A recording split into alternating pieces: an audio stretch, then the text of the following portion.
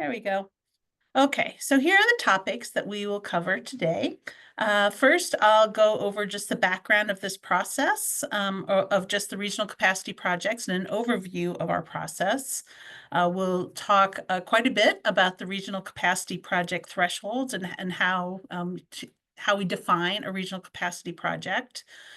We will go through the application requirements and then spend some time on a part of the application, which is kind of the bigger piece question-wise, which is the plan consistency framework, a series of questions that that each application will require that you respond to. Mitch will give a demonstration of the online application and resources that are available to help you all complete your applications. And then we'll go over the schedule and have some time, I'm sure, at the end for some questions and answers. And I'll just talk a little bit about how I want to address questions today. And we did purposely make this a meeting rather than a webinar because we would like it to be a little more interactive. Particularly if you have a question that's a clarification, feel free to raise your hand. I will try to keep my eye out to call on you for those. I'll also, both Mitch and I will pause several times throughout this presentation to give you an opportunity for questions on whatever piece of information we just covered. If we do feel like maybe it's getting a little bit down a rabbit hole, we might put some questions in a parking lot for the end just to kind of keep things moving. But just really do want to encourage you to turn on your cameras, raise your hands if you have questions, particularly when we have these pauses, and then we will definitely have room at the end of this to make sure all questions are answered.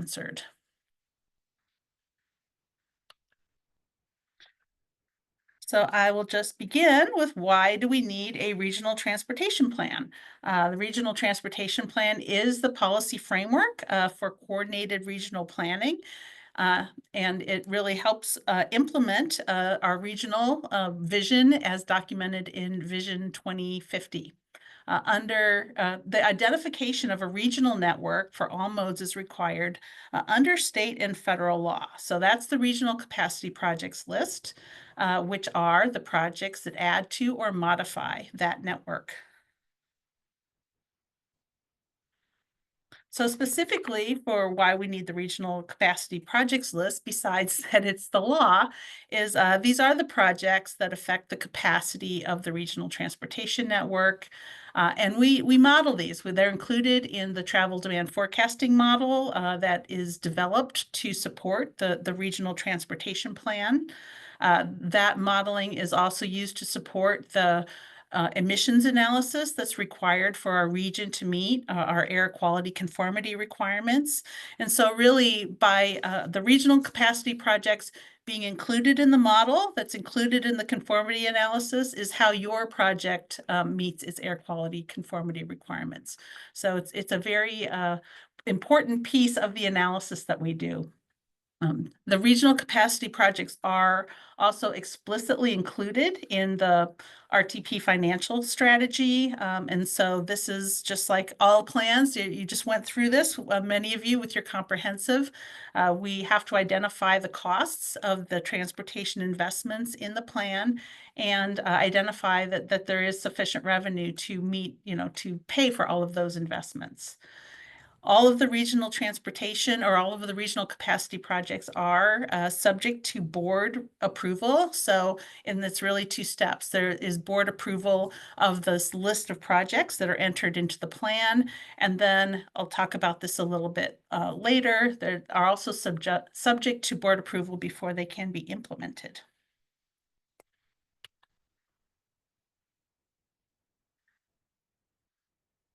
So some of the prerequisites for a project to be included as a regional capacity project on the list, projects must have been developed through a public planning process, such as a comprehensive plan, or it could also be something like a corridor study, a sub-area plan, a transit master plan, but essentially it needs to have been developed.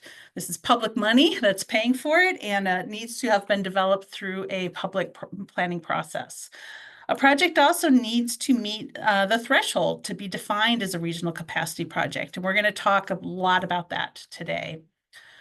There are another part of this, our plan goes through 2050. And so the project should be planned to be implemented between basically now and 2050. If it's a longer range expectation for implementation, kind of beyond the range of that 2050 timeframe, then it would not be included in this plan.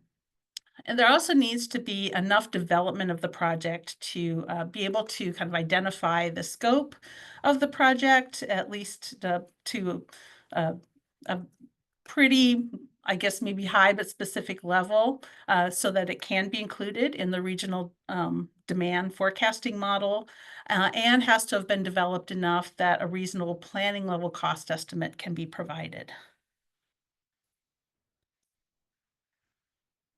So talked about this a little bit earlier, or in the just previously about projects that maybe are farther in the future that have less commitment or planning behind them. We know 2050 is a really long range, planning range. And so a project that is planned for the near future likely is more developed, has maybe more specificity in kind of its scope elements, and the farther out in the future, kind of the less defined that may be. So just a couple of points that I want to make here. If the project is planned to be implemented by 2050, even if it doesn't have funding secured at this time, it still should be submitted to the plan. It does not need to be fully funding secured to be submitted for the regional capacity projects list, as long as it's something that in your plan is planned to be implemented ideally by 2050. However, there are projects that are kind of what we call more speculative in nature, and that do need requirement, a lot more planning before even kind of the high level that we need for the plan can be provided. So if a project needs more study or requires a master plan to even really define the project, if it's we know we want to do something along this corridor, but we're going to have to do further study to even know what that is, those types of projects should not be submitted to the regional capacity projects list. As part of the RTP development, we will be having some discussion and narrative about future planning. And so if you have a project that you're not sure about, or we know that this really is kind of doesn't fit into the level of detail that's needed to be on the regional capacity projects list, just let us know and we can work with you and determine if it's something that's appropriate to kind of include in our discussion of future planning, even if it's not a project on the list.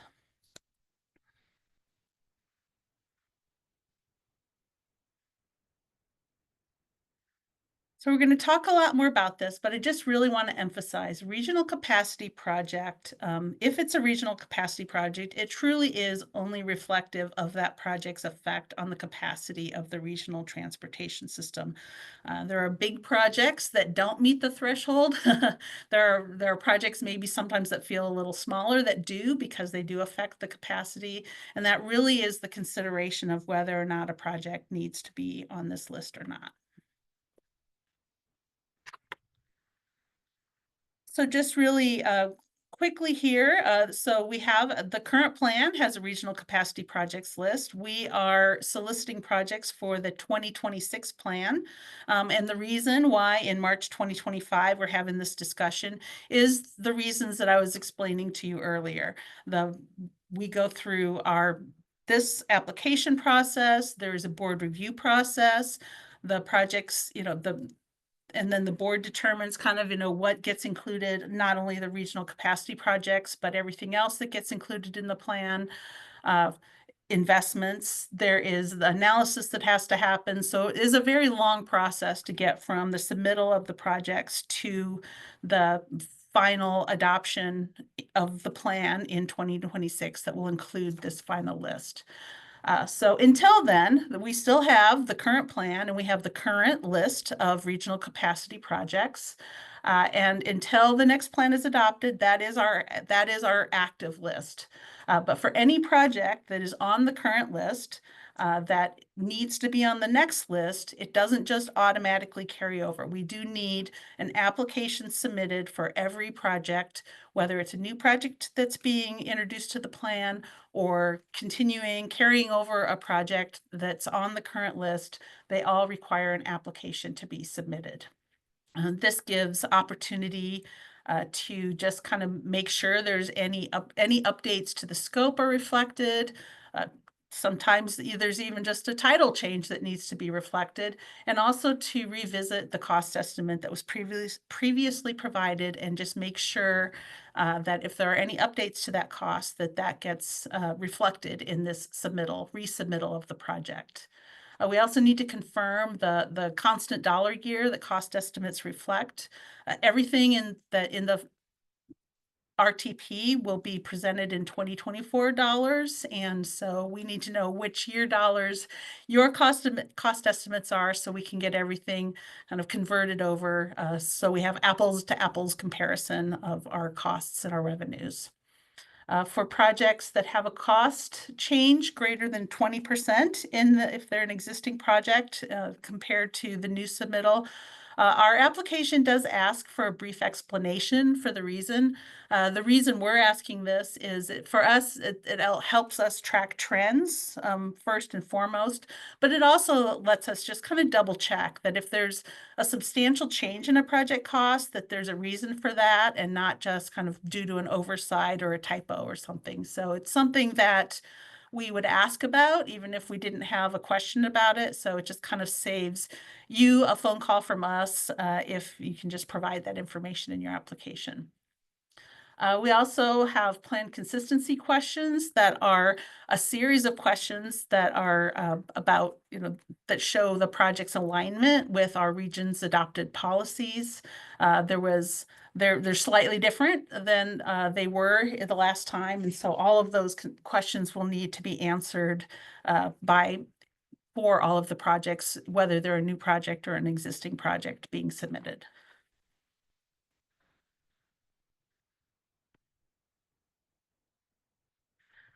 So this is just a very simple, just kind of process diagram to just illustrate how these different planning processes fit together. So have kind of step one here is you all develop your projects, right? So transportation project is developed through a local planning process.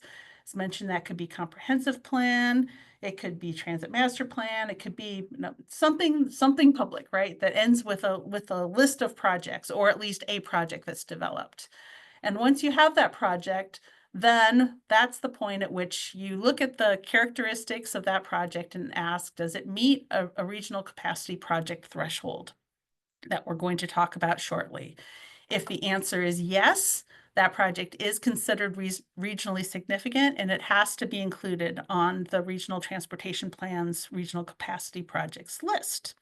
If the answer is no, it doesn't meet the RCP threshold, it's basically considered a locally significant project. So those are still considered in the Regional Transportation Plan, but they're considered as programmatic, and they are not included specifically on the Regional Capacity Projects list.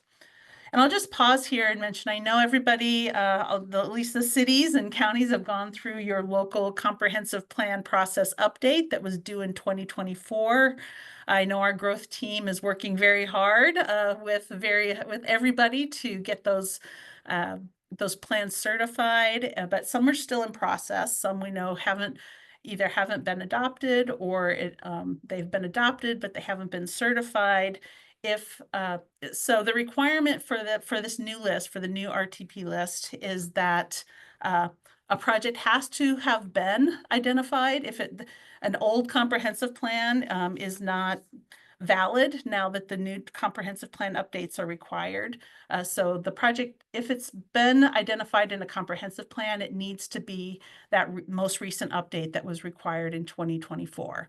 However, if it is not yet to the finish line, either is draft but not yet adopted, or has been adopted and not yet certified, that's okay. We just ask that you provide the dates that you anticipate either the adoption and or the certification to occur.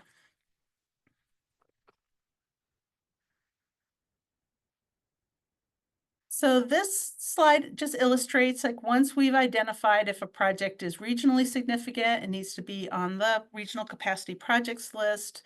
You know, what its requirements are is related to TIP and STIP programming, and then how that differs if it's just a locally significant project that doesn't need to be on the list. So regionally significant project has to be in the STIP in order to be implemented. But in order to be programmed into the STIP, the TIP in the STIP, it has to be on the regional capacity projects list. So this is why this is a really important process. If you have a project that needs to be on this list, it has to be on the list, on the adopted list, before it can be programmed into the STIP and be implemented. So it's just really important that you're looking at all of your projects and making sure that you understand this requirement, because it is definitely a bummer for us if a project is attempted to be programmed and is not on the list if it should be, because we are not allowed to program it. And I will emphasize that this is true regardless of how the project is being funded. So it's not just projects that are either have PSRC funds or are intend to seek PSRC funds, but any project, if it has to be on the STIP, say because it's got other federal funds and it is any project that's regionally significant is required to be in the STIP before it can be implemented. Doesn't matter what the funding source is. For locally significant projects, so those are the projects that don't meet the threshold and and are not included on the regional capacity projects list. Those generally need to be in the STIP only if there's, say, federal nexus, and the federal nexus usually is federal funding. So locally significant, either have or am seeking federal funds. In that case, the project needs to be in the TIP and the STIP before it can be implemented. There can be maybe sometimes a NEPA reason why it does, but the main thing here is that it doesn't need to be on the list. There still might be a reason it needs to be in the TIP and the STIP. In this case, if a project is not regionally significant and it is still required to be in the STIP, then the status for the regional capacity project list is just considered exempt. So that was a lot. And so I'm going to pause here and see if there are any questions just process-wise, or why do we do this, or how these different planning processes fit together.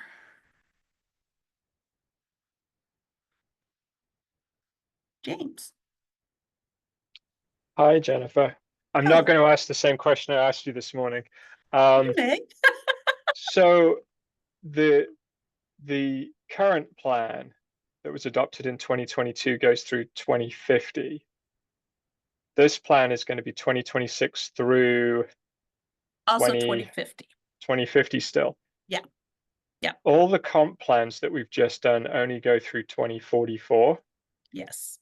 So what do we do with things that might be beyond that comp plan horizon but aren't in the plan? So I guess my thought on that, James, is your comp plan goes through 2044. I guess I'd be more worried if your comp plan went through 2054, right? And so then it kind of goes beyond the limits of but any project that's in your comp plan that would be implemented through 2044 would be, I guess, what I would expect to be on your project list and would be within the planning horizon for the regional transportation plan. Right, but say we were close to needing a regionally significant project at the end of the plan, but we didn't need it for the plan, but we need it in 2045. So it should be in the regional transportation plan, but it's not something we've identified in our comprehensive transportation plan because of the timing.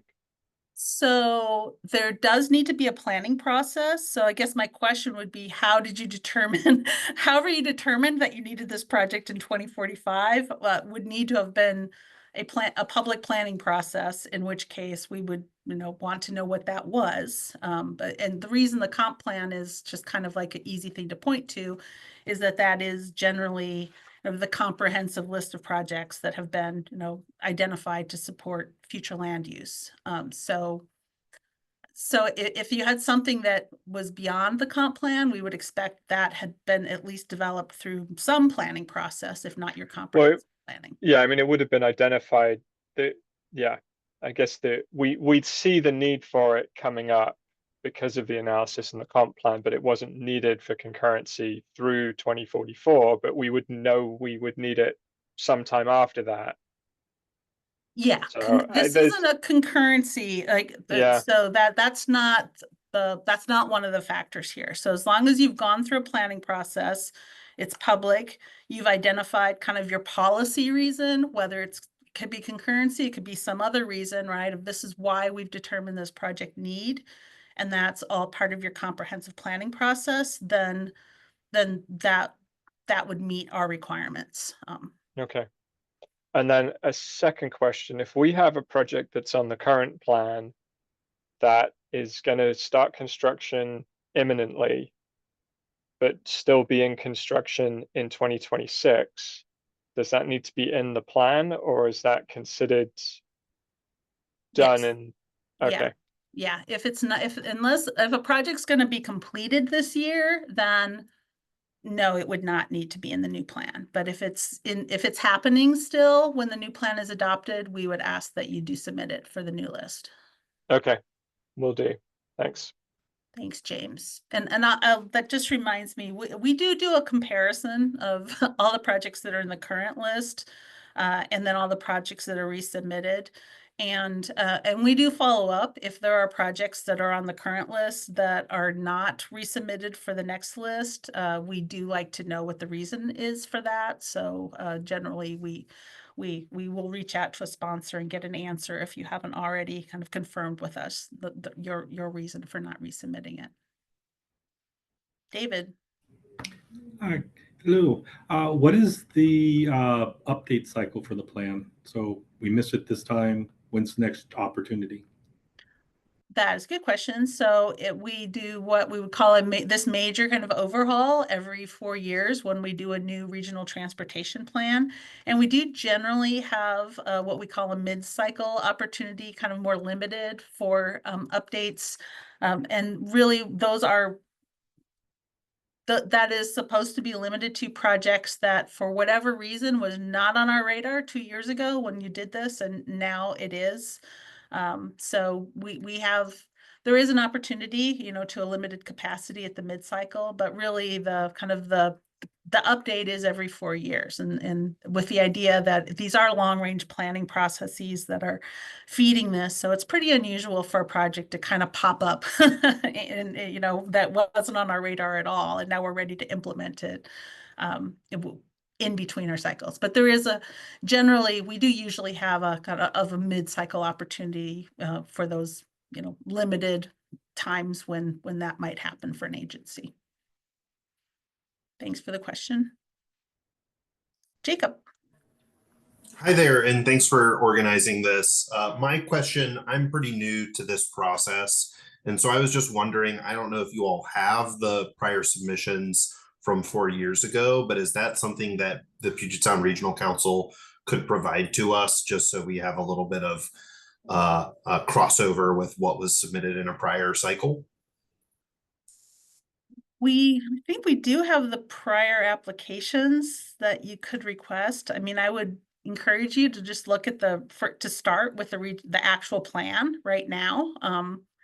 Because any project that was submitted last time would be listed in the current plan. And so if you look at that and there's some other piece of information that you're looking for, reach out to us, and we can see what we can find from the previous submittal. But it's not something we're intending to just kind of make broadly available, because we really do want we want you to really look at all of we don't ask for a lot, really. And so we just want to make sure that that everybody's really thoughtful about making sure that the most updated information is being provided in these new applications. Kamal, I think, is your hand raised? Or is that just your? No, it's I should lower it down. So I just see a hand. Okay, thank you. I'm just trying to figure out how to do it. I'm not, Ah. I Okay, just wanted to Cindy. make sure you're going, if you would please provide, this presentation to us after this meeting. Kamal, were you asking me a question? I'm sorry, I missed that. If you're going to provide this presentation to us after this meeting. Oh, yes, yeah. So the slides will be available, and also a recording of this workshop will be available. Thank you. Thank you. Okay, Cindy. Yeah.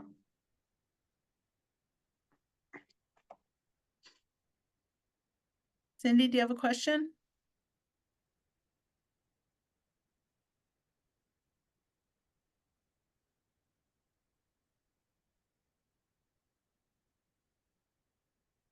Okay, is the mic working yet? I can hear you now. Gee, you know, you've got to click multiple times just to get to it. I did put a quick question in chat, but this is in relationship to the SS4A monies. We're in the process of finishing up our LRSP, and some of our projects that are identified are also overlap within projects within our TE, and so that could introduce a federal nexus. Would that particular grant fund be something that we need to factor in as far as something that's going to be a locally significant, but potentially with the federal funds, but with potential SS4A monies? So that will determine whether your project needs to be included in the TIP. That does not determine whether the project is regionally significant. And Okay. we're just about to get to what will determine if the project is regionally significant. Okay. Great, thank you. Yeah, no problem. Okay, so with that, I am going to move on to the next slide, which is all about the thresholds. And you do not need to read all of the detail on this list, but this is just a shot of the guidance that is one of the things that was provided as a resource for this process. And this is the list of all the thresholds by mode that determine a regional capacity project list, or whether or not something needs to be on the list. And these are, except with one exception, the bike ped projects, where that 25 million threshold has been raised since the last time. These are the same thresholds that have been in place for some time, and that were in place for 2022. So I'm going to go through each of these modes singly, so I'm not going to spend a lot of time on this particular slide. And let's just go into roadways. So for a roadway project, the key piece of information is that a project needs to be located on an interstate, a state highway, or a principal arterial. Those are the facilities, those functional classifications of principal, arterial, or higher are what defines whether a roadway is part of the regional transportation, regional roadway network. So only projects on facilities of this classification are considered regional capacity projects. And they then are considered regional capacity projects if they add or remove or change the configuration of the vehicle lane. So they're changing the vehicle capacity on a roadway segment. That can also include things like change to vehicle usage or capacity. So say converting from a general purpose lane to a high occupancy lane. And for the most part, just adding turn lanes at intersections is not considered a regional capacity project. The one exception that has turn lane in it is if there is a project will add or remove a continuous left turn lane that extends between two principal arterials or state highways. So that's very specific, but a project that meets that definition would be considered a regional capacity project.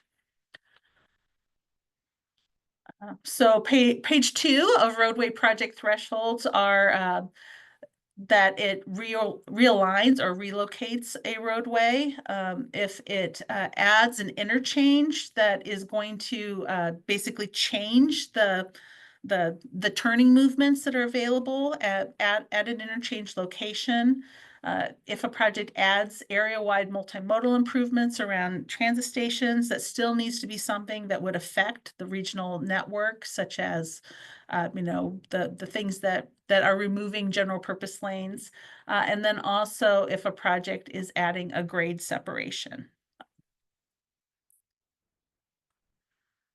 So the thresholds for transit projects are listed here.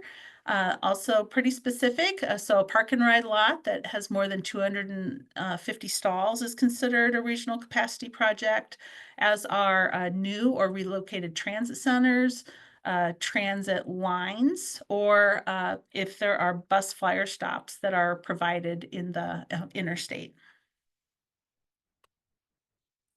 For ferry projects, a regional capacity project would be if there is a new route added or a new or relocated ferry terminal.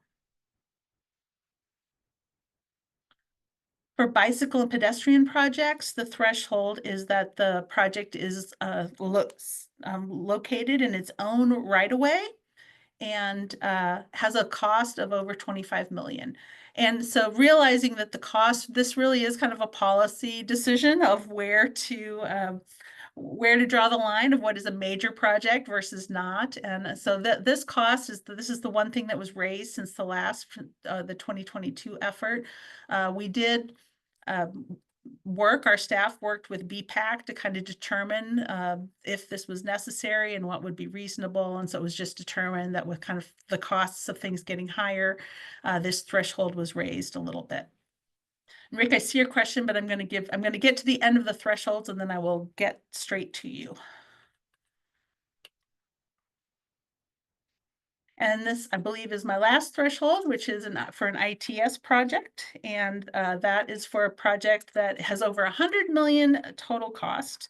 And this is something that I'm not sure we've had one of these since I've been at PSRC. It would be a pretty major ITS project to meet the definition of a regional capacity project. And you see my picture here is ramp metering. At some point, ramp metering was a really big regional capacity project in the state of Washington. And I will just mention that we did have a consultant who we hired to kind of help us just revisit and just take a look at all of these policies and procedures, including looking at the thresholds, looking at just kind of the state of the practice of what some of our peer MPOs are doing. And so all of these refreshes, either a decision to refresh or a decision that kind of what we had was good, still good, was all part of this effort that we had with our consultant in leading up to this process. And I will pause for questions here and start with Rick. Thank you. My question was about the grade separations. So if you were to do a grade separation project, say a non-motorized facility crossing a minor arterial, so would that still be considered regionally significant? So the grade separation, so there's two answers here. For if the grade separation is of roadways, then the principal arterial and above still holds for whether or not the roadway project is regionally significant. If it's say a bridge, like a non-motorized bridge, then it would be the bike ped threshold that would come into play. If it's in its own right of way and it is greater than 25 million, then we would want you to at least submit it to us. And you know, so the bike peds, I'll admit, are sometimes the what's the word I'm looking for? There's a lot of circumstances for bike ped projects that sometimes we just have to look at the project and kind of confirm if this meets the threshold or not. But in this case, I would ask that you submit it and then we would kind of review and make a determination of if it needed to be on the list or not. Thank you. Any other questions about thresholds? I'm just curious about, this is Jeff Raker, City Shoreline. Curious about shared use facilities that serve as sidewalk and a bike facility on the curb side of a roadway that may be vertically separated, but yeah, what is the distinction there regarding it being regionally significant? If it is considered, if it's part of the roadway right away and it's, say, we've put in a shared use path, and this happens a lot, especially if there's not room to, say, put in sidewalk improvements in a bike lane. So we're going to add a shared use path on one side. We would not consider that to be regionally significant. It's real, it really is intended to be kind of bigger non-motorized projects that are part of the regional transportation system. Once again, bike ped, if there's any question, and this kind of holds throughout, let us know, even, or if there's a question before you have submitted a project and just want to confirm if kind of get our judgment on whether or not it meets a threshold, we welcome you to do that. But Thankfully. you have foreshadowed one of my pieces of the next presentation, Jeff, so everybody's going to know the answer to that question. Okay, Dan. Yeah, I'm just wondering if you could talk a little bit about segmented or phased projects, especially when we think about thresholds surrounding area-wide multimodal improvements around transit stations. You could imagine an area-wide project might be split into a half dozen smaller projects, or likewise, a 5 mile long bike trail might be over 25 million, but if you're only building it 1 mile segment at a time, it might not. So I guess I'd be curious about that. That's a really good question, Dan, and I'm glad that you asked that, because in this case, we would want the whole project, the whole project to be submitted would be, if it meets the regional capacity project threshold, we would consider that to be all kind of one project from a planning standpoint, even though if the plan, and we know practically that happens, for the project to be implemented in pieces and segments or phases, that's totally okay. And we have ways to accommodate that, and that has happened with a lot of trail projects, right? So like the Mountains to Sound Greenway or the East Rail Trail project are in the plan as kind of one big project that is considered regionally significant. But then as these projects are getting implemented, they get implemented in pieces. And so we can make adjustments in how we reconcile that with what goes into the tip. But we don't want a project to be segmented and kind of, especially with the risk of it kind of looking like it's under the threshold, but when you put it all together with the rest of the project, it's above the threshold. So those types of projects should definitely be submitted, even if they're going to be implemented in segments or phases. Did I answer your question, Dan, before I move on to Jeff? Yeah, absolutely. Thank you. Thank you. Thanks for asking it. That was a good point that I'm happy to make sure I emphasize. Jeff. Yeah, hi, Jennifer. Just quick clarification on principal arterial. Is that federal functional classification or the agency's classification? Good question, Jeff. Federal functional classification, and you're going to see this when we get into the guidance. But we have a link in the document that's called checklist and instructions to the state map that shows all of the federally approved FHWA approved functional classifications. But from our purposes, though, that's the official FHWA approved functional classification is the one that comes into play for this determination. Great, that's what I thought. Thank you. Thank you. Cindy. Okay, this is going to be a little convoluted. I am working with King County Parks. Cindy, I'm having a really hard time hearing you. I don't know if you need to get closer to your microphone, but it's as close as I can get it to my mouth without actually swallowing it. I routinely have issues with switching between Zoom and Teams and getting the mic to work. So I do apologize. okay. I heard that better. But okay. I am working with King County Parks. They're working with us on putting in a portion of their Lake to Sound trail.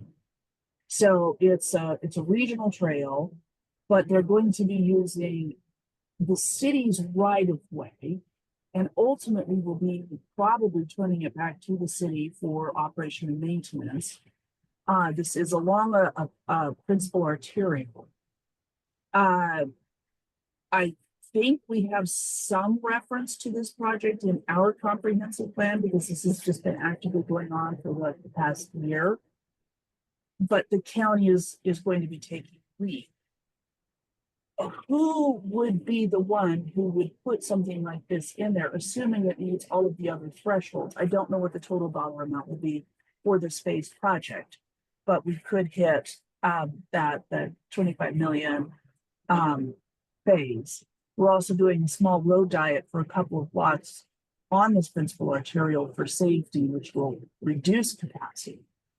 Is that it's a very specific and convoluted question, but is that something that, assuming all of the other thresholds are met, because you talked about pedestrian facilities and bicycle facilities being in their own right of way, this is going to be an existing current right of way. It's an expansion of, the sidewalk facility we already have out there.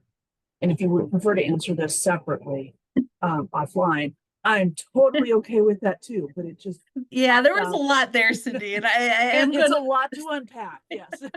I think I would need to make sure I could visualize, Sure.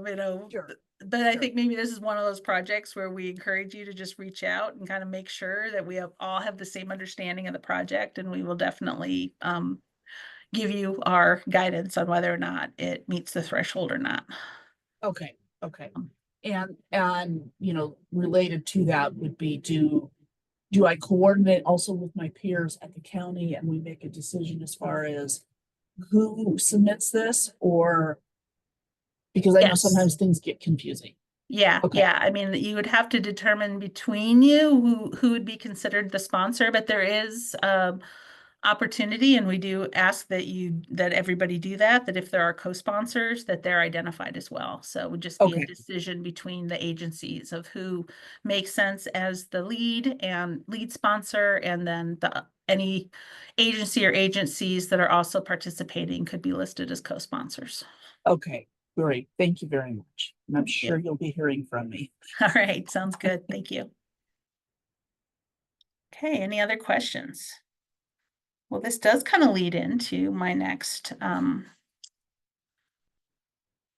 piece here, and that is I am now going to give you some examples of projects, and I'm just going to tell you right now that these are made up, but they are projects of certain characteristics that I am going to try to wake you all up and have you do a little bit of audience participation on, and ask you if after I describe the project to you, if it should be listed, submitted to the regional capacity project list or not. So I'm going to ask you to, if the answer is yes, go to your reactions, the little heart at the bottom of your screen, and put up a thumbs up.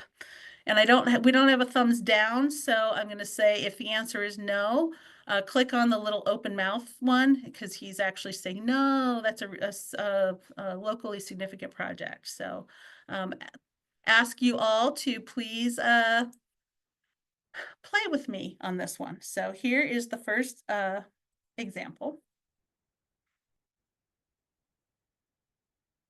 All right. So the project is implementation of a bus rapid transit line that will modify vehicle lanes on several principal and minor arterials to create a new bus-only lane, build new BRT stops, and install signal transit priority at key locations. Should this be on the list? I'm seeing lots of thumbs up. And you are correct. This should be on the list. It's a new dedicated transit alignment, and it will result in vehicle lane reduction on principal arterials. So it meets the thresholds on 2 counts. The next example, improvement of a 2-lane minor arterial corridor that will add 1 general purpose lane in each direction, widening it to 4 lanes, add a protected bike lane in each direction, and widen sidewalks, provide new mid-block crossings. Should that be on the list? Thumbs up. Should it not be on the list? I'm seeing a mix here. And the answer is no, it should not be on the list because it is a minor arterial. So yes, if this were a principal arterial, part of the regional transportation system, part of the regional roadway system, and would be added, but because it's a minor arterial, this would not meet the regional capacity project threshold. Next, improvement of a 4-lane principal arterial that will add a protected bike lane and landscape safety buffer in each direction. To do this, one vehicle lane will be removed in each direction to accommodate the new bike lanes and calm vehicle traffic. Should this be on the list? Seeing lots of thumbs up, and you are correct. Changing the vehicle lane capacity of a principal arterial, even if it's reducing the lane capacity, that is a change, and it does meet the regional capacity project threshold. Okay, a slight variation on this one, still improvement of a 4-lane principal arterial that will add a protected bike lane, but we're not sure yet if it's going to remove one vehicle lane to accommodate new bike facilities. Might be enough room for the bike lane, might not, in which case we will remove a lane, but that's going to be determined during design. Should that be added?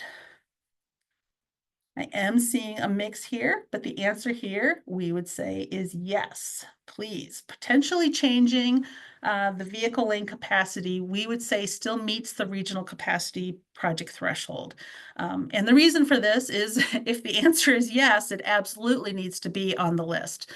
So in order to move forward with this project, we need to be able to model this potential change. If this project is submitted to the regional capacity project list, gets far enough along that it's determined that, oh, turns out we did not need to remove that vehicle lane after all, it could be removed, but you don't want to be in a position where this project, even if you don't know, if you want to move forward with that, we need to be able to model it in order to, and it needs to be on the regional capacity project list in order to be programmed in the TIP. Okay, the next one is even a slight variation on this one. Now it's a major planning study that will explore alternatives, and those alternatives for both safety and mobility improvements. And those alternatives will result in a list of recommended projects that could include targeted intersection improvements, potential vehicle lane reductions on principal and minor arterials, and potentially new roads to reduce superblocks. Should that be on the list? Seeing a few no's out there, and you are correct. No, the planning study does not meet a regional capacity project threshold.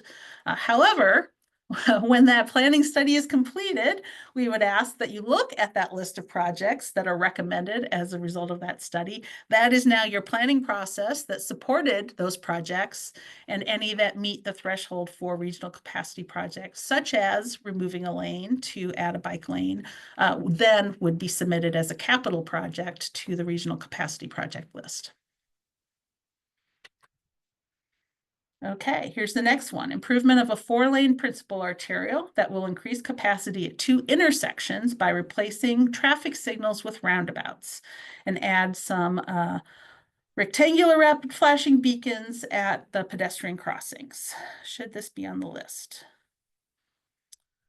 Seeing a few more no's than yeses, and the no's have it. So intersection capacity changes do not meet the regional capacity threshold. So turning lanes at intersections, conversion from a signal to a roundabout, most likely, less likely a roundabout to a signal, but anything that's a intersection improvement is not a regional capacity project. These are limited to vehicle capacity kind of along corridors or segments of roadway. Okay. The next one, I think I have a couple more here. Improvement of a 3-lane principal arterial. Here's your here's your question.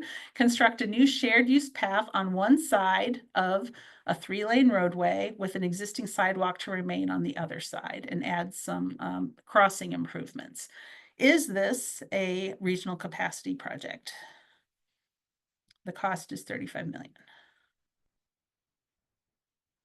I'm seeing a lot of thumbs up, but I would say the way it's described here is that no, this would not be a regional capacity project, because the shared use path really is a facility that goes along with the roadway in the roadway right of way. So there's always, or I should say, there often is some kind of unique something with a bike ped project where it's worth asking if you're unsure. We certainly have regional trails that have sections that kind of go along roadways and that would be considered regional capacity project lists. But but for a project where this is a roadway cross section, we're kind of considering our facilities, bike ped, what will fit here in our available right away. If a shared use path is one of those solutions, that does not rise to the threshold of a regional capacity project.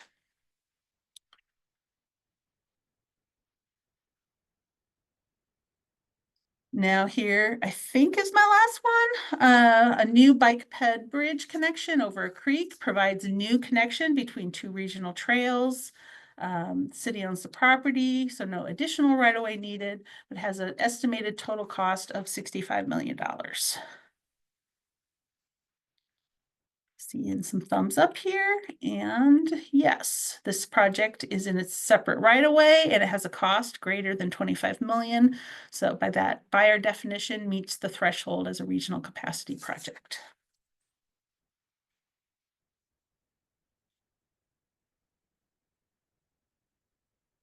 All right. So I do want to talk about this, what we call project status for regional capacity projects. Just spend a couple of slides on this. We have what we call the approval status or the project status of candidate or approved. All new projects enter the RTP with a candidate status. And this basically means that the board has approved entry of the project into the plan, but it isn't yet ready to be implemented. There is a separate process called the candidate to approved process that a project has to go through in order to be basically approved for implementation. So sponsors seek approved status from the board when the project can demonstrate that it's met certain conditions for readiness to begin right away, if there's a right away phase, or construction. And there are certain conditions under which a conditional approval can occur. But so for projects on the regional capacity projects list, all projects need that if it's located on or if it's on the current list, a new application must still be submitted. But the project status, whether it's candidate or approved, would carry over into the new RTP. So all projects start as candidate. If they're on the list, new project, it starts as candidate. For a regional capacity project to receive approved status, here's the list of things that must be shown to be in place for the board to approve it. And then that has to have this approved status before the project can obligate its right-of-way or its construction funds. They can be programmed in the TIP, but they can't be obligated until the approved status has occurred. So here's the list: benefit cost for projects that are greater than 100 million in cost, a completion of environmental, some documentation of the planning requirements, documentation that of financial feasibility. Basically, we're ready to move forward with right-of-way and construction. So we have identified all of the funds needed to do that. And also just a confirmation that the scope of the project as it currently stands is consistent with what was identified in the RTP on the regional capacity projects list. And if it's a big substantial departure from what was listed and what was modeled, there would be a possibility that new air quality conformity analysis could be required. So I'll take your question in just a second here, Jeff, but the candidate to approved, I wanted to spend just a few minutes talking about that, the project status, because it is a characteristic of every project that's on the list. It's not actually part of submitting your project to the list, but it's context that I think is important for people to understand and to know that When you submit a new project, you'll have candidate status, and at whatever point that project is ready to implement right away and or construction, then it would need to go through the process for approved. Jeff. Sorry, the thresholds you mentioned in dollar amounts for certain projects for the bike ped and here for the 100 million, in what year? I would say in current year. So Okay.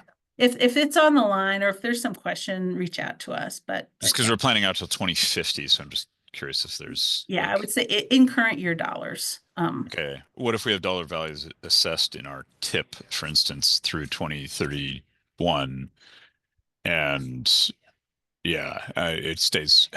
Yeah, I'm just trying Jeff, to think that through. Yeah. My staff has gotten twisted very much in knots over the years with these kind of year of expenditure versus constant dollars. So I wouldn't overthink it, but the dollars that you're calculating in are the dollars that we would ask be kind of your basis. And if you're on the line or not sure, just reach out and we'll help you. Okay.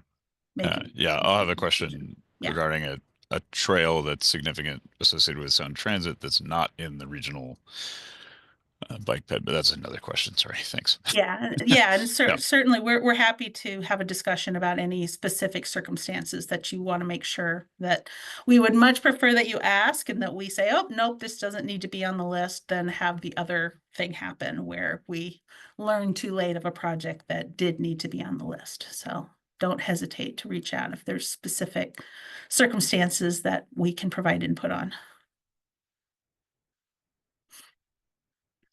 Ellen? Hi, Jennifer.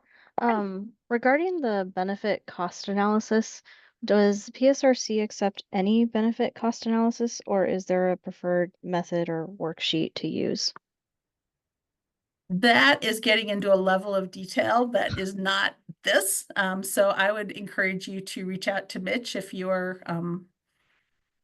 ready to do that, to kind of talk about the parameters for benefit cost analysis. But that's part of the approval process, not part of the submittal to the regional capacity project list. Thank you. Yeah. Jeff, I'm assuming your hand is still raised from before, so I'm going to go to Jessica. Hi, Jennifer. I just had a quick question. So I heard you say something that any projects that are submitted will not be in the approved status yet. Maybe I misunderstood, but we're resubmitting all of our projects. So ones that are already in the approved status we won't have to reapply to get them approved, correct? Right. Yeah. The status will carry over. So you can't seek approved status as part of this process, but if you have approved status, that will carry over into the new plan. Okay, great. Thanks. Come on. I think that's you. Is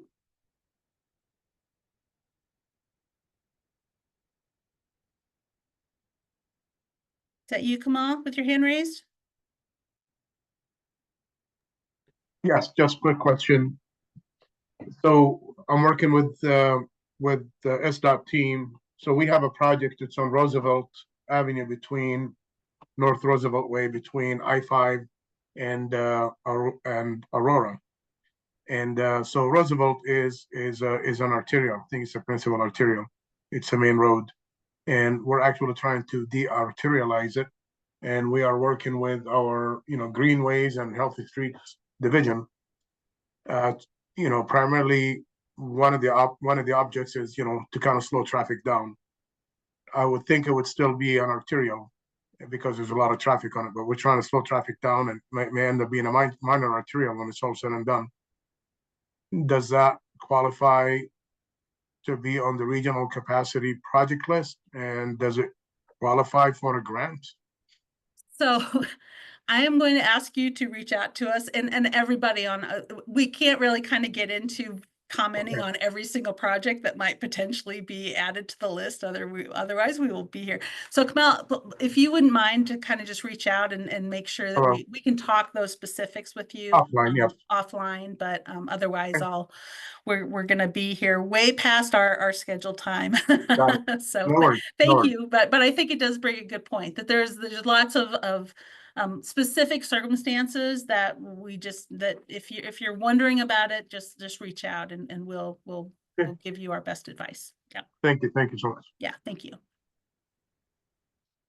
Okay, so now we're ready to move on to discussing the application. So I'm going to go through some slides first to just describe various things, and then we're going to turn it over to Mitch to do some demonstration for you. Just quickly, our online application is accessed from our PSRC website. It's part of our web application, so it uses the same agency login password as the TIP application. And then we do have resources that we've made available that we're going to talk about in much greater detail in these following slides. But we have an application checklist and instructions. This really is very much was designed with the hope that you will kind of have it in hand as you're going through your application, because it has a lot of tips and answers to frequently asked questions, as well as links to the resources that you need. We have the plan consistency framework guidance. Those are the questions that I was talking about, and I'm going to talk a lot more about those shortly. And then we also have a resource map that has different layers of information that are needed to answer the questions in the plan consistency framework. So we'll talk more about that in these following slides. So first, just the basic information that is required in a project application: title. If it's on the existing list, we ask that you provide the RTP ID, and then sponsor information, and that includes co-sponsors if there are any, as well as the contact person. This will be the person who, if we have a question, we will be reaching out to get that question clarified in our review of the application. Project description is a short narrative that describes the project scope, the location, federal functional classification. This is where you'd put that information. We do have a link in our guidance to that map that I was talking about previously, a description of the planning process that from which the project was developed, and then also description of any interjurisdictional coordination that's happening, co-sponsors or agencies that need to concur with this project. So then the financial information, those of you who are used to filling out TIP applications and funding applications, this is much simpler. We're really just asking for a total project cost. We do want it to be kind of your best planning estimate, assuming that the requirement has been met, that you've gone through a planning process. As mentioned, the year for which the cost estimate reflects, well, we need that information. Already talked about explaining a cost change. And then we do ask for, if there are funds already committed to the project, that you identify the amount and the source. That is not a requirement. If it's not applicable, you say not applicable. But if you do have funds committed, there is a question about that. We then have some additional things that we ask about the project, which are to identify all of the scope elements that are that you know of that are included in this project. And there's just a big long list that you select which ones apply to this project. We're asked for the project that the year that the project either began or is planned to begin, and also the anticipated project completion year. So we do have, as I've mentioned, these plan consistency framework questions, and there's 9 policy categories. These are the same policy categories for those of you who have done this before, that you've seen in the past. As I mentioned, we did hire a consultant this year to kind of help us refresh these questions under these categories, but the policy thing, of the policy reason for the questions and the policy questions, or that they're trying to get answers to, have not really changed since the policy reason for these questions is the same, but some of the wording, some of the references has been modernized, I will say. The responses are scored, and each policy category has up to a maximum of 10 points. And so the total points for the project is the points depending on what you said yes to, and that will equal the plan consistency score.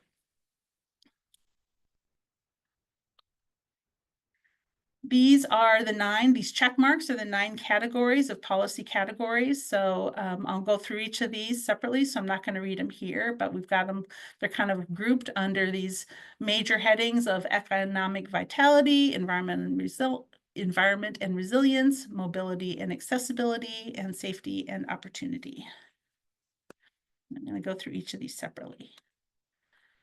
So the first one under economic vitality is supporting freight movement. And what I have here is a screenshot of the table that's in the Plan Consistency Framework guidance. So Mitch is going to show you this guidance shortly here, but this is for each of these categories, we have a table that shows the questions. It shows the point values of the questions, and I'm going to turn on my little laser pointer here. The point values of the questions.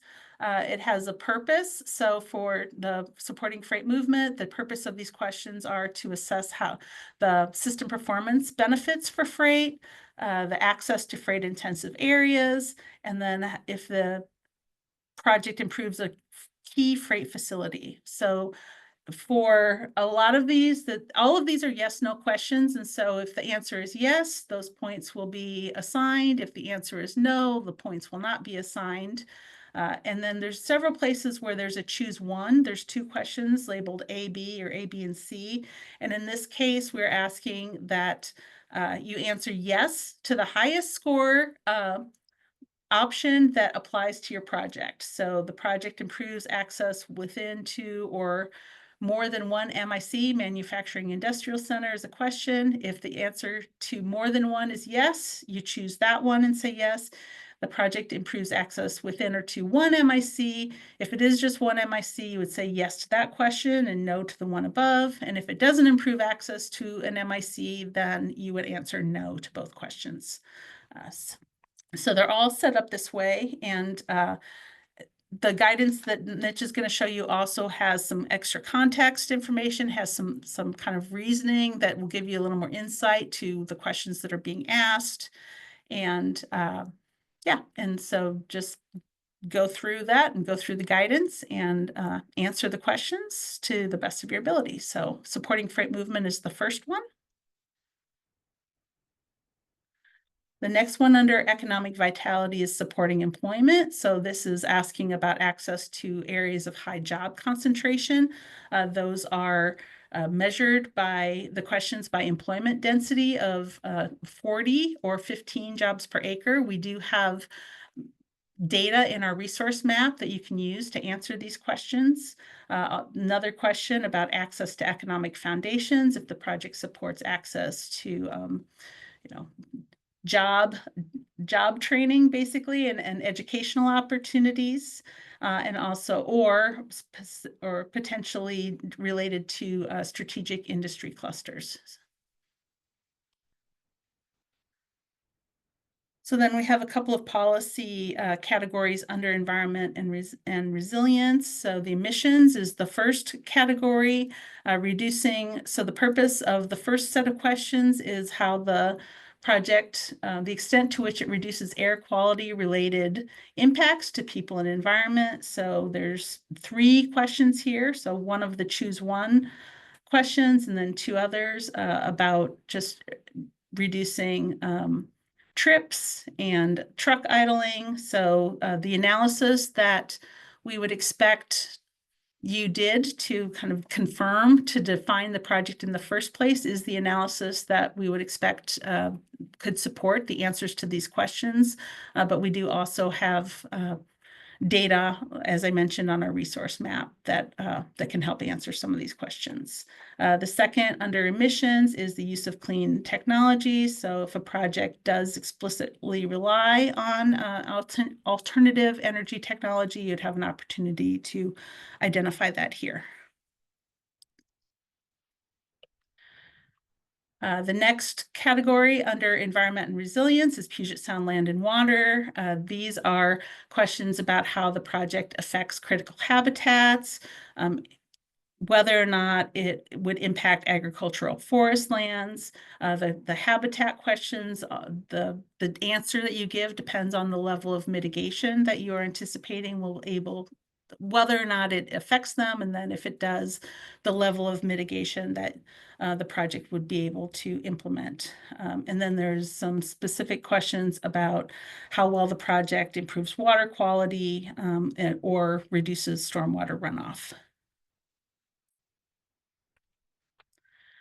The next category, a major category or heading is mobility and accessibility, and there's 3 policy categories under this heading. The first is transportation alternatives. So this first set of questions is getting to the extent to which a project would support alternatives to driving alone, whether that be transit, bicycles, or pedestrian network, some combination or all of the above.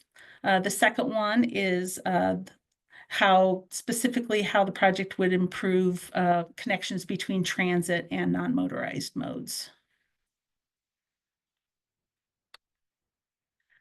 The next policy category under mobility and accessibility is travel reliability, and so this is getting to congestion. So how well does the project alleviate congestion existing, and then how well is it going to alleviate future congestion? And then there's a question here about system efficiency, where the project can get a point if it's implementing a technology to improve efficiency. This is one where we know typically there's local analysis that's supporting why a project was defined, if it was defined for congestion reasons. So you are welcome to use your own analysis. It's available, but we also have congestion data on the resource map that can be used to answer this question. The next category is support for centers. And so, as I think all of you hopefully are well aware, is that supporting centers is really a very pivotal part of Vision 2050 and a very strong policy emphasis in our region.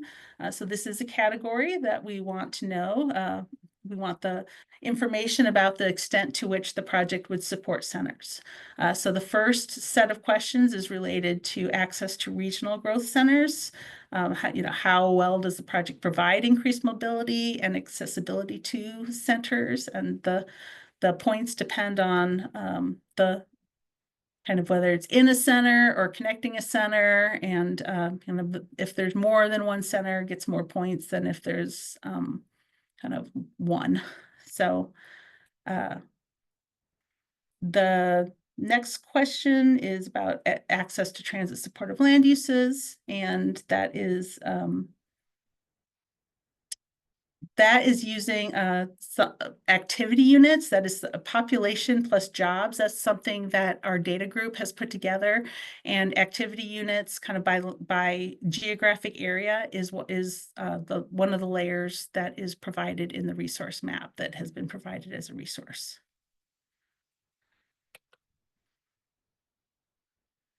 So the last category of policy categories is safety and opportunity. So the first policy category under that is safety and system security. So these questions are getting to first, just literally how well is this project aligning with safety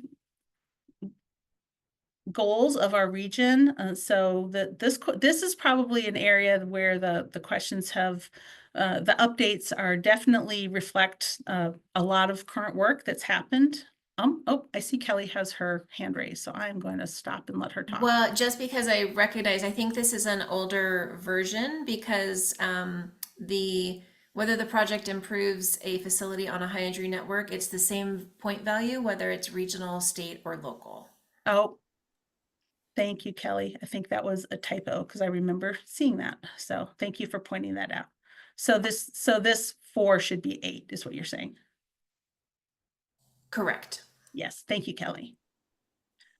So thank you, Kelly, for making that correction, and we will definitely make that correction in the slides before we post them. But yeah, so the first is if the project improves safety on a facility identified on the high injury network in PSRC's, which is the draft regional safety action plan at this point, but will be adopted later this year. The second is as Kelly pointed out, also worth 8 points, but if the project has been identified as improving a high injury network identified in a state or a local plan. And then there are points that if a project is not improving a facility that has specifically been identified in a safety action plan or other planning document, but is still making some safety improvements, that would be the third, if it's improving safety on somewhere else or on a transit, bicycle, or pedestrian facility. The last question under this category is system security and resiliency, and this speaks specifically to facilities that are identified in the 2 documents listed here, the Puget Sound Transportation Recovery Annex or the Washington Comprehensive Emergency Management Plan. So if the project is making improvement on facilities identified in these documents, then the answer would be yes to this question. And then we have the community benefits. That is the last category of under this heading and of the 9 policy categories. And these are the improvements as related to our equity focus areas. So there's a series of questions that depending on, and the equity focus areas are provided with these we have the 6 different categories of equity focus area. And I don't know if I can say them all. Kelly, you might need to help me. So we've got people of color, people with low income, people with disabilities, students. Older adults, youth, older and people with limited English proficiency. Thank you, Kelly. So if the project improves mobility and accessibility in at least 2 of those, that's a 3-point question. If it's in at least 1, that's a 2-point question. The top one here is specifically for areas that are identified as intersections between both people of color and people with low income. And then the same kind of set of questions for improving the environmental health of EFA populations is the second set of questions here.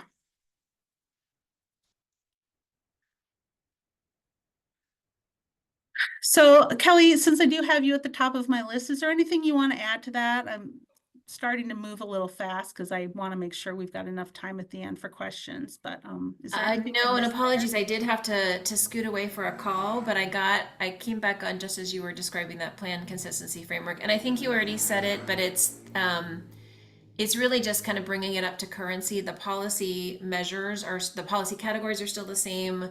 The questions still have the same intent. It's just bringing it up to our current practices and best practices and the safety and security. And we've heard a lot about the importance of the local work. And so we definitely demonstrated that in there. But otherwise, yeah, no, great job.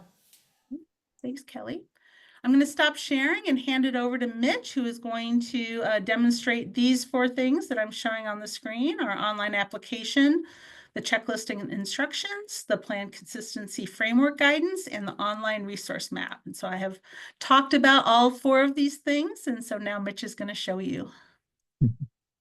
Thank you, Jennifer, for the very thorough introduction of all of these.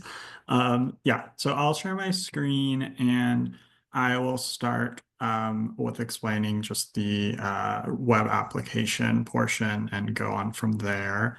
And I'll kind of pause after each piece to see if anyone has any questions or other comments about that. Okay. So can we see just the web browser okay?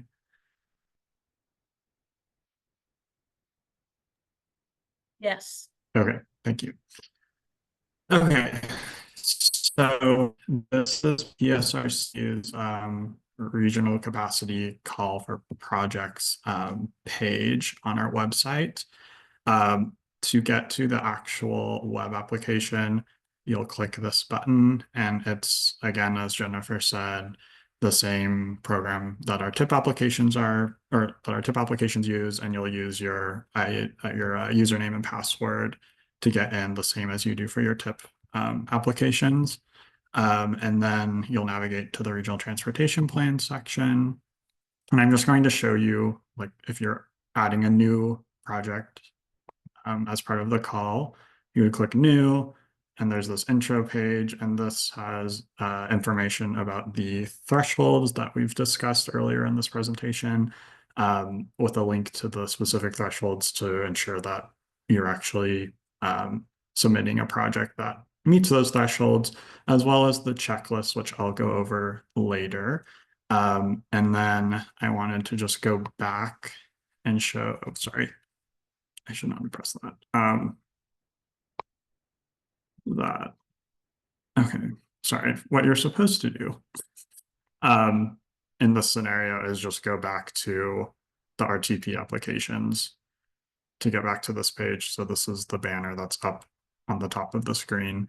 And if you say have a project that you've gone through the application partially but haven't submitted yet, you can click the edit button, and this will show any project applications that you have gone through that have yet to be submitted. So I'm going to click on one. So this is just an example showing you a project application that we've filled out as a test all the way through. So you can see, as Jennifer mentioned earlier, based on what's listed on the checklist, it follows this navigation of the application. So we have the basic information, project description information, financial details, project details, and then the plan consistency framework questions will begin. And as you're going through these, you can click say you have to complete all of the fields listed in each web page section before you can click the Save Next button, which will obviously send you to the next page.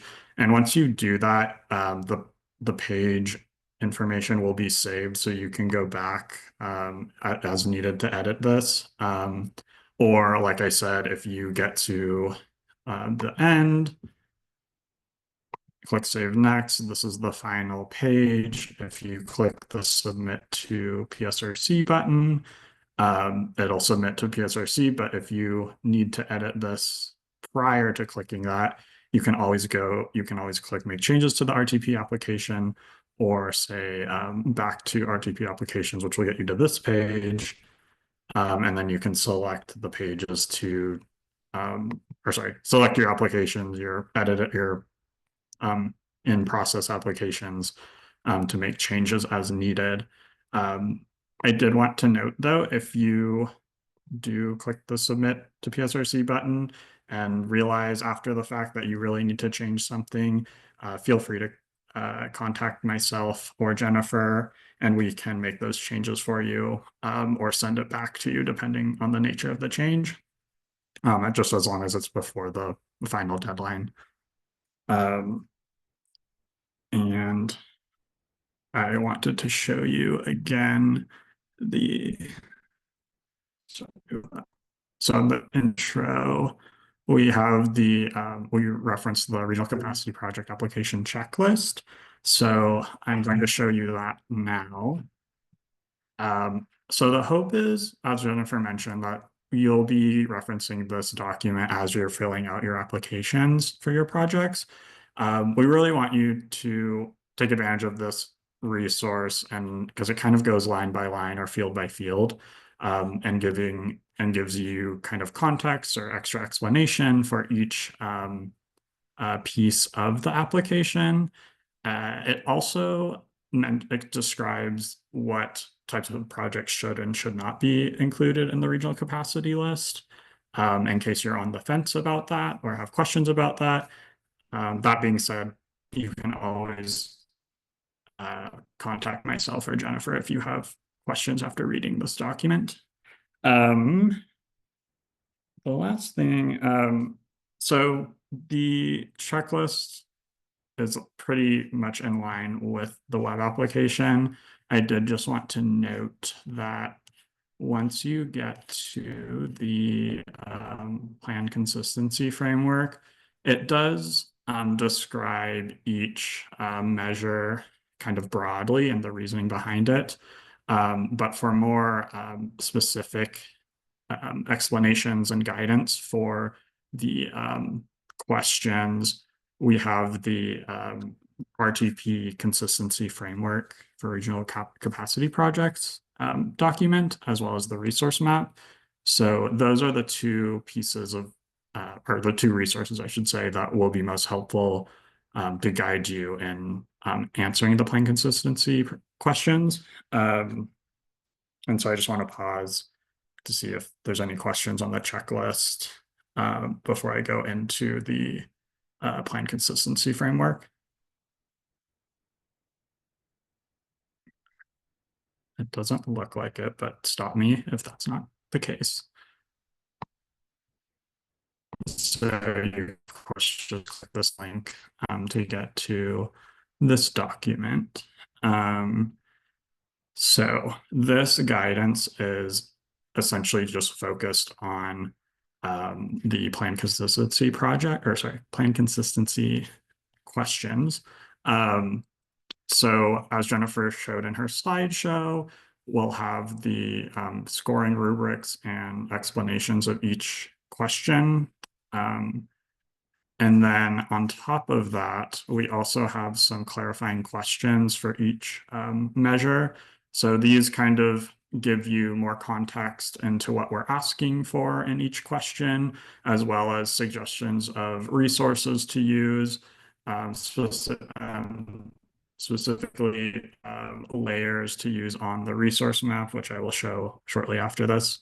So this, we also, again, hope that you use this kind of concurrently as you're going through the prioritization, or sorry, as you're going through the plan consistency questions, and just referencing it as you go through each question.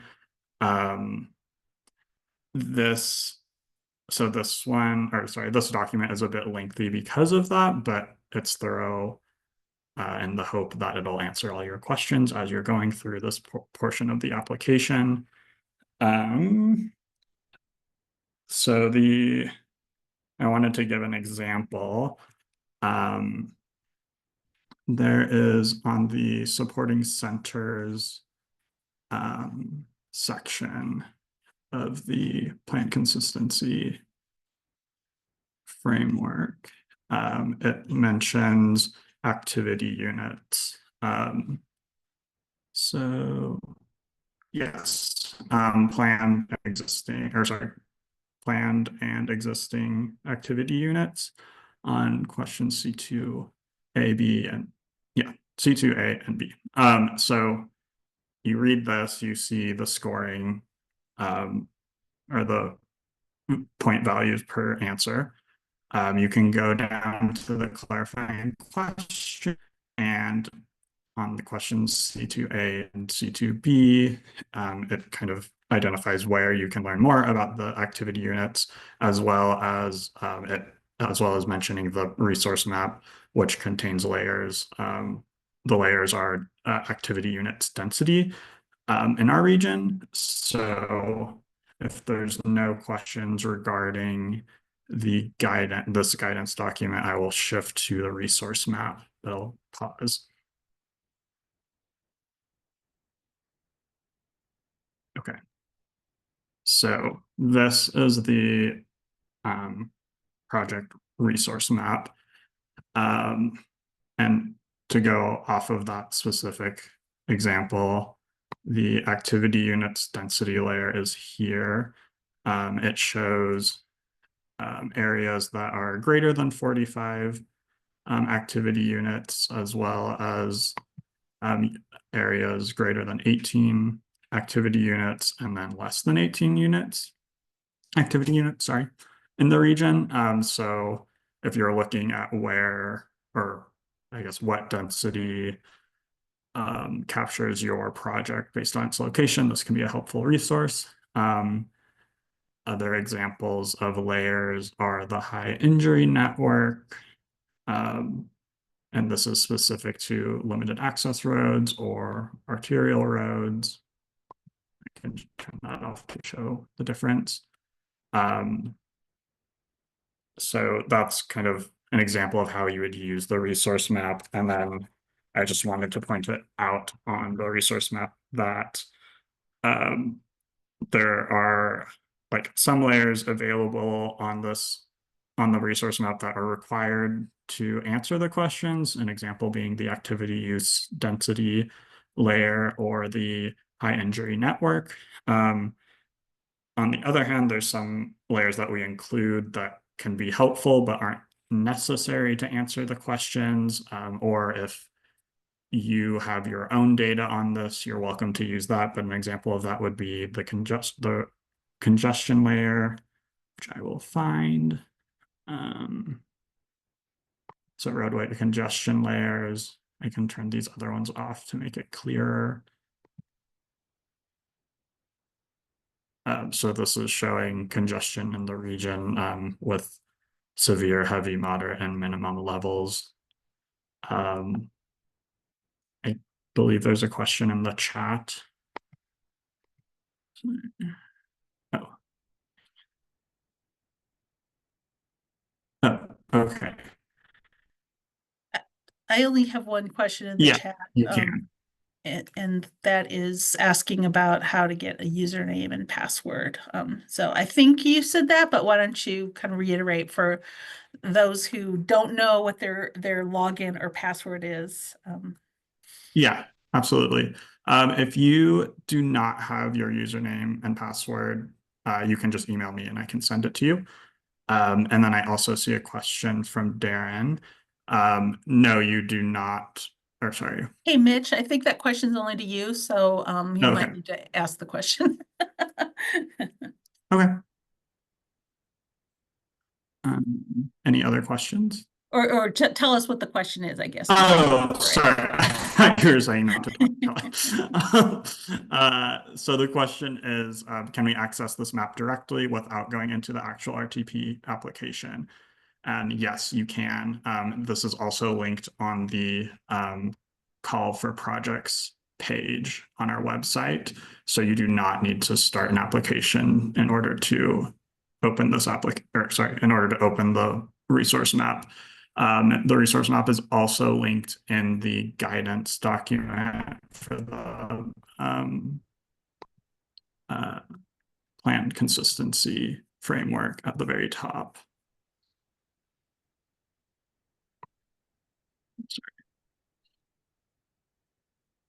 Right here.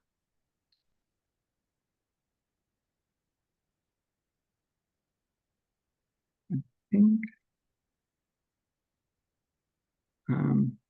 there aren't any other questions at the moment. Kelly or Jennifer, do you have anything to add? Mitch, I did catch one question in the chat to me that I will ask for the population at large, and that is if there where somebody can find the most current up-to-date list of existing regional capacity projects. So those would be the list that's in the current plan.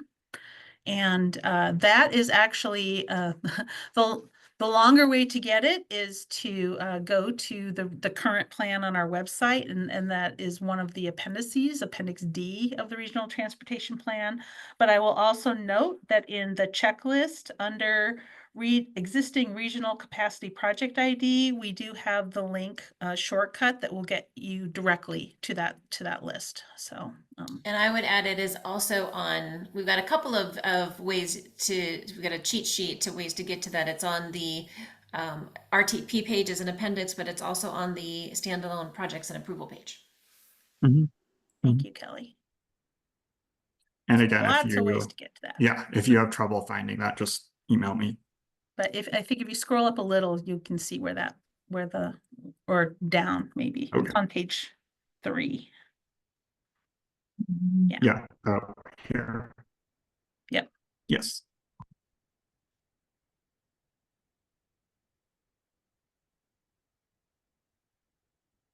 Slowly but surely. Yeah, here is the existing list. And then a quick way to search is to do Control Find or Control F, I should say, and type in either the title or RTP ID. you're looking for specifically. Mitch, since we're here, why don't you scroll down a little bit and kind of take your cursor to circle the existing RTP ID. Project ID is that's the number right there. So there's Auburn's lovely approved project that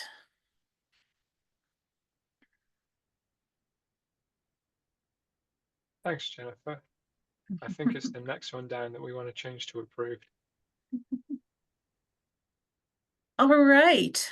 Are there any questions on the application or the resources specifically? And we are going to have more, time. It looks like we'll still have time at the end for some more questions. So if you don't have one right this second, there'll still be a chance.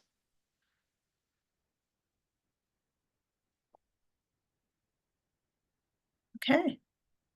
Well, thank you, Mitch. No I problem. just have one more thing to share, and that is a schedule. So I'm going to do that now.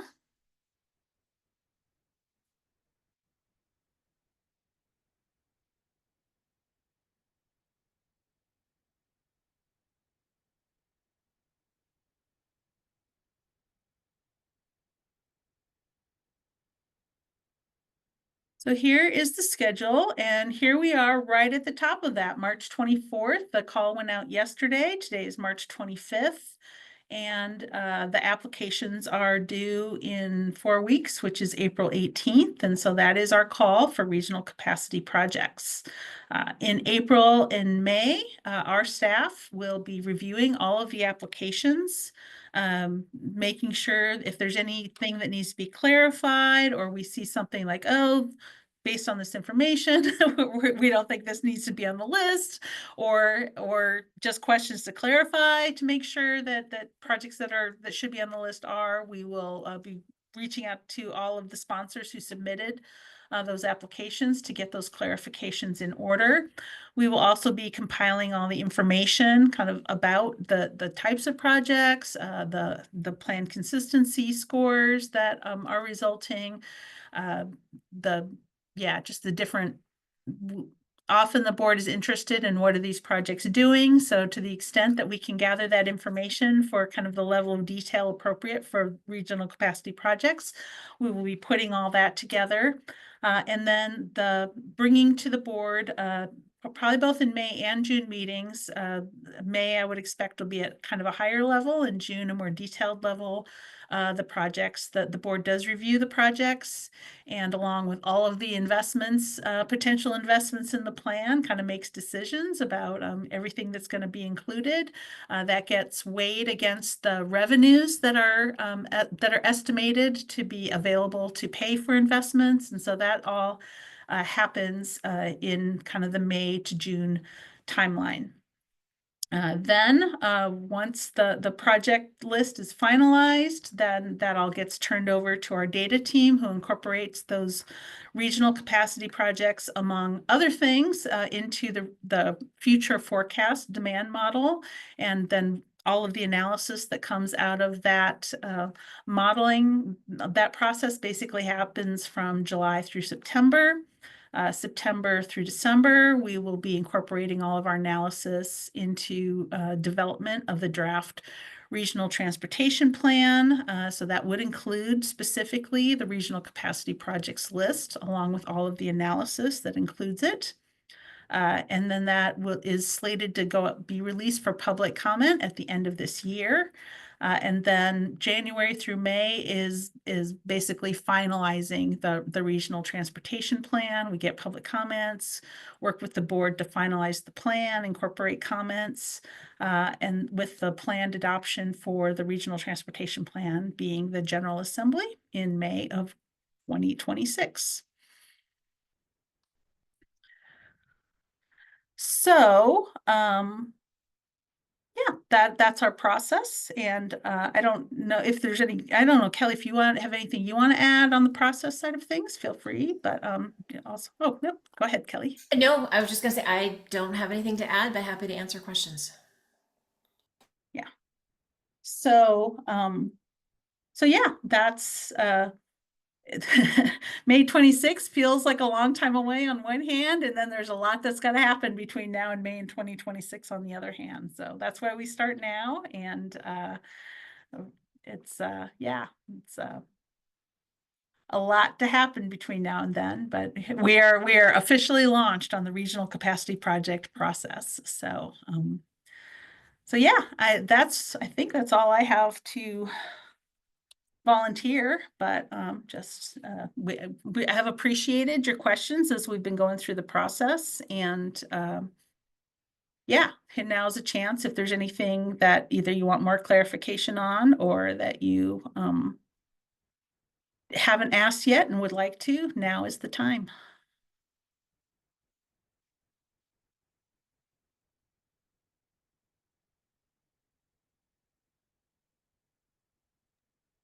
Thank you. Thank you, Jeff. Thank you, Jennifer. And thank you, Mitch.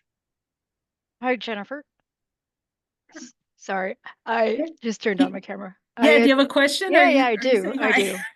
I do. I popped Oh, in to Mitch in his chat, but I thought I'd just broadly ask it. But I guess like you guys have that report of the current capacity project lists and also your system.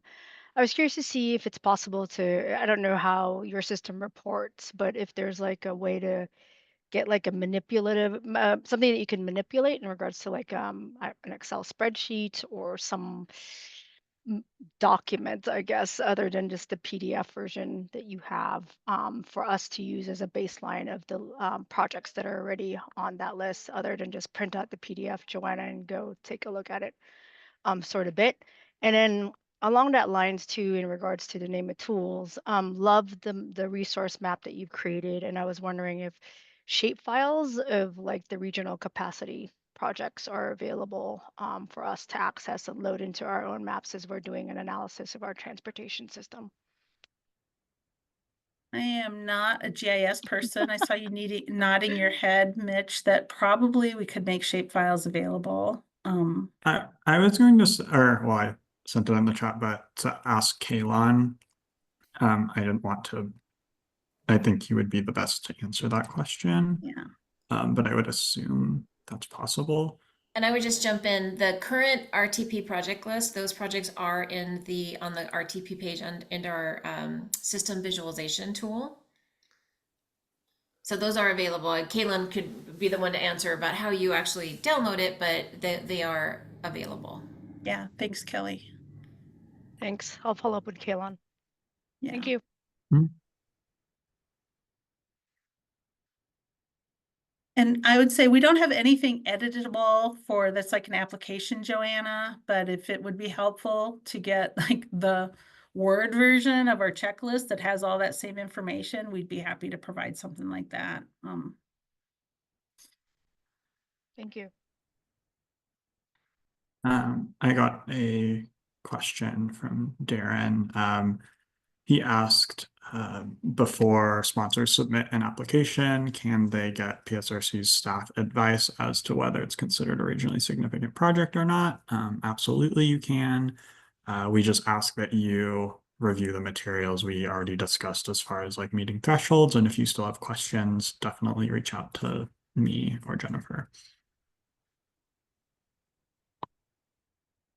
And really encourage you all to kind of be looking through your project lists early. We know the applications themselves are not a ton of information that is requested, at least especially for the project description part. But if you the sooner you've gone over your project list and determined either for sure, I know this is a project that needs to be on the list, or if I have any questions, that there's time for you to kind of reach out to us and get that answer and still have plenty of time to actually complete your application. But we definitely appreciate that you'd rather kind of have that confirmed before you spend the time filling out the application than kind of at the end of the process.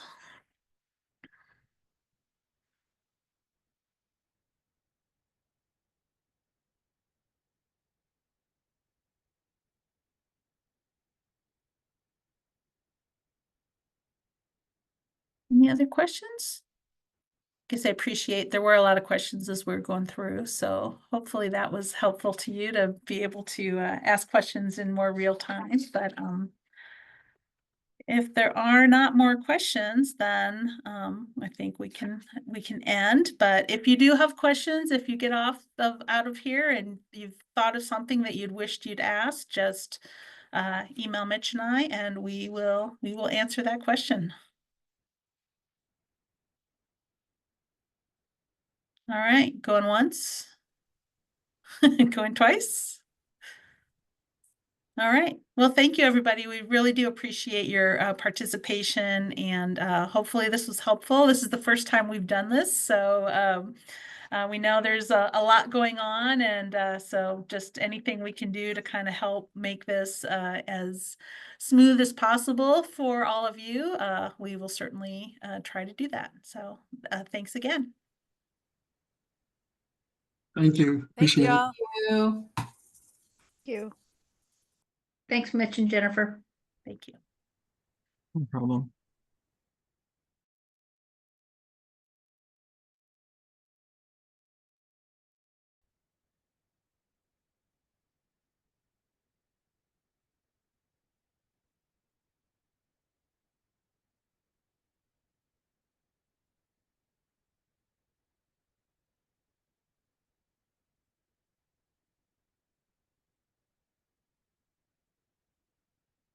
Trying to remove these last ones.